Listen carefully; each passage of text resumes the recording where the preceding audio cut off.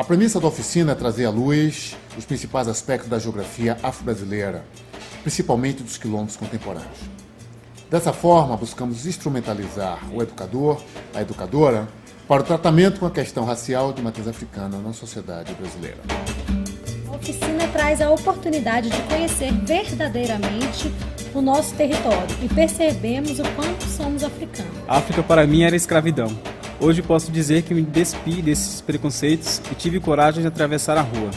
E agora vejo que a África é um continente riquíssimo e que merece muito ser estudado.